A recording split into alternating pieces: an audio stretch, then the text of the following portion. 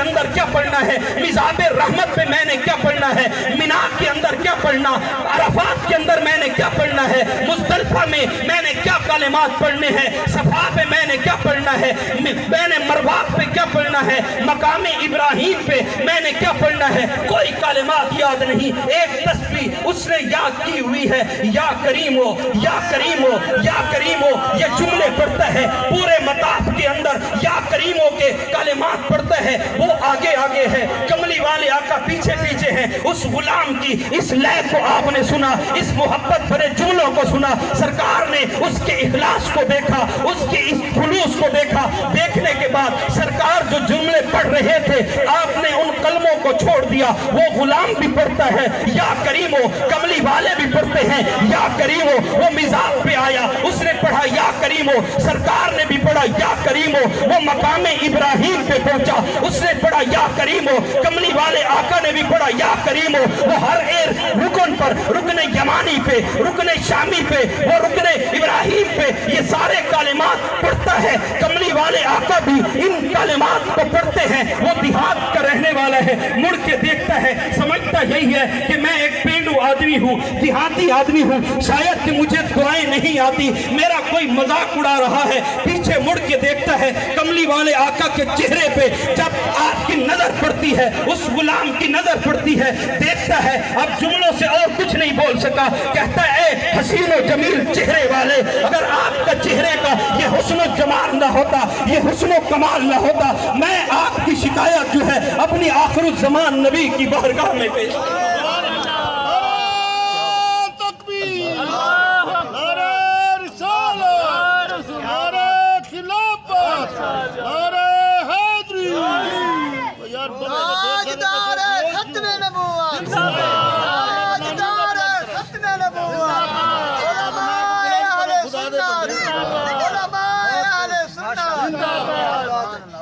اس نے سمجھا کہ شاید کہ میں دیہاتی آدمی ہوں، اس لیے میرا مذاق اڑایا جا رہا ہے۔ عرض کرتا ہے حسین و جمیل چہرے والے، اگر آپ کے چہرے کا یہ حسن و کمال نہ ہوتا، یہ حسن و جمال نہ ہوتا، میں آپ کی شکایت نبی آخر الزمان کی بارگاہ میں پیش کرتا۔ کملی والے آقا نے فرمایا جس نبی کی بات کر رہا ہے کیا تم نے اس کو دیکھا بھی ہے؟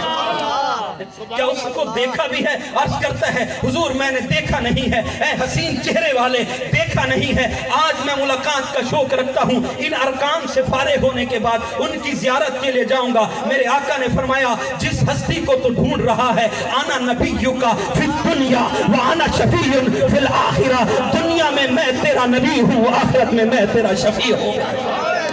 فرمایا وہی نبی تیرے سامنے موجود ہے۔ کملی والے آقا کے قدموں میں گرتا ہے، ہاتھ جوڑ کے عرض کرتا ہے حضور مجھ سے بے ادبی ہو گئی، میں نے اپنے آقا کو پہچانا نہیں، میں چونکہ دیکھ نہیں سکا تھا، اس لیے آقا کرم نوازی فرمائے مجھے معاف کر دے، مجھ سے گستاخی ہو گئی، مجھ سے بے ادبی ہو گئی۔ کملی والے آقا نے وما ارسلناک الا رحمت للعالمین کے شان کے مالک محبوب نے ما کان محمد ابا احد من رجالکم ولکن رسول اللہ وخاتم النبیین کے شان کے مالک محبوب نے ولو انہم اذ ظلموا انفسہم جاؤک فاستغفر اللہ واستغفر لهم الرسول کی شان کے مالک محبوب نے لقد من اللہ علی المؤمنین اذ بعث فیہم رسولا کی شان کے مالک نبی نے یاسین والقرآن الحکیم کے شان کے مالک نبی نے الم نشرح لک صدرک ووضعنا عنک وزرک ورفعنا لک ذکرک کے شان کے مالک نبی نے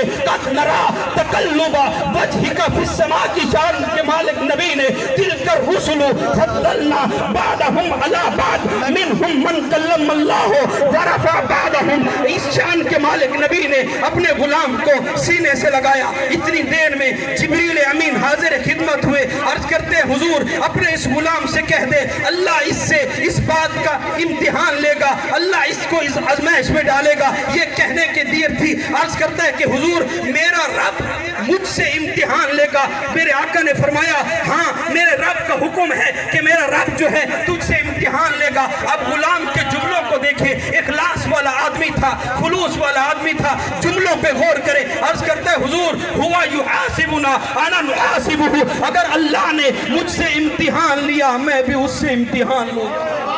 اللہ اگر اللہ اللہ نے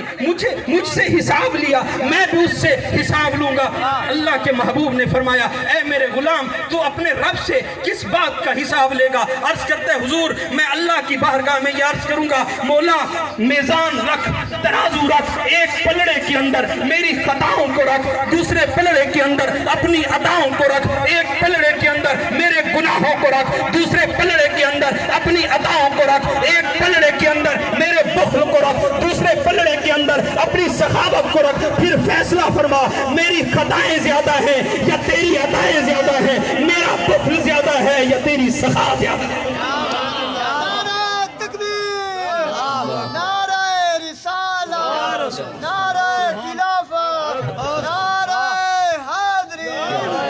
مولا ایک پلڑے کے اندر اپنی عطاؤں کو رکھ، دوسرے پلڑے کے اندر میری خطاؤں کو رکھ، ایک پلڑے کے اندر میری گناہوں کو رکھ، دوسرے پلڑے کے اندر اپنی مہربانیوں کو رکھ، ایک پلڑے کے اندر میرے بخل کو رکھ، دوسرے پلڑے کے اندر اپنی سخا کو رکھ، پھر فیصلہ فرما کہ میرا بخل زیادہ ہے یا تیری عطا زیادہ ہے، میری خطائیں زیادہ ہیں یا تیری عطائیں زیادہ ہیں۔ اللہ نے فرمایا اے حبیب اس غلام سے کہہ دے اس کا اخلاص ایسا ہے، درد ایسا ہے، لے ایسا ہے، اس کے جملے ہمیں پسند آ گئے، ہم نے اسے بلا حساب بخشا بھی ہے، صرف بخشا نہیں فَإِنَّهُ رَفِيقُكَ فِي الْجَنَّةِ، جنت بھی وہ عطا فرمائیں گے جہاں آپ موجود ہو۔ تاجدار ختم نبوت، زندہ باد، تاجدار ختم نبوت، علماء اہل سنت،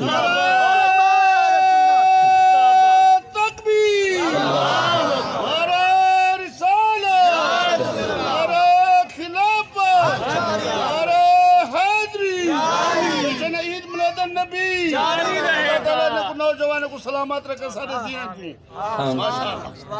کملی والے آقا کی کبھی وفا کر کے تو دیکھیں، بڑے قریب ہے، کبھی وفا کر کے تو دیکھیں اس ہستی سے۔ مفسرین سے پوچھا گیا حضرت سیدنا صدیق اکبر نے ایک ادب کیا، کون سا؟ غار سور سے سرکار باہر تشریف لائے اور 3 دن کے انوار و تجلیات کا پرتاؤ اتنی تھا، خلوت میں ملاقاتیں تھی، خلوت کے اندر سرکار منازل طے فرما رہے ہیں اور پرتاؤ اتنی ہوا کہ سارا نقش سرکار کے انوار و تجلیات کا سیدنا صدیق اکبر کے چہرے پہ۔ جب باہر نکلتے ملنے والے جب آئے پہچان نہ سکے غلام کون ہے امام کون ہے، پہچان نہ سکے۔ سیدنا صدیق اکبر نے ادب کیا کیا، سر سے امامہ اتارا، امامہ اتارنے کے بعد اس کو سایہ بنایا یوں کر کے، سرکار دو عالم صلی اللہ علیہ وسلم کہ آگے سایہ کیا، دھوپ کا بھی سایہ ہوتا رہے، لوگوں کو علم بھی ہوتا رہے یہ غلام جا رہے ہیں یہ امام جا رہے ہیں۔ اور محبوب نے اس وفا کا صلہ کیا دیا، فرمایا اے ابو بکر تو نے تو چند لمحوں کے لیے ہمارے سر پہ سایہ کیا تھا، ہم قیامت تک تجھے گنبد خضرا کا سایہ عطا فرمائیں۔ اتنی کریم ہے، اتنی کریم ہے، کبھی وفا کر کے کملی والے سے وفا کر کے تو دیکھیں، بڑے کریم ہیں۔ یہ جو میلاد النبی ہوتا ہے یہ بھی سرکار دو عالم صلی اللہ علیہ وسلم سے وفا کی ایک کڑی ہوتی ہے۔ اللہ تعالیٰ سلامت رکھے ان لوگوں کو جو اس پرفتن دور کے اندر حضور کے ذکر کی مجالس سجا کے میرے اور آپ کے دل کے اندر سرکار کا عشق و محبت اور پیار پیدا کرنے کا سبب۔ اس پرفتن دور کے اندر یہ سرکار سے وفا کی ایک کڑی ہے، سرکار کے ذکر کی مجالس کو منعقد کرنا تاکہ ہمارے جوانوں کے اندر بوڑھوں کے سینوں میں سرکار کا عشق و محبت پیدا ہو۔ اللہ تعالیٰ سرکار دو عالم صلی اللہ علیہ وسلم کا عشق و محبت بھی نصیب فرمائے اور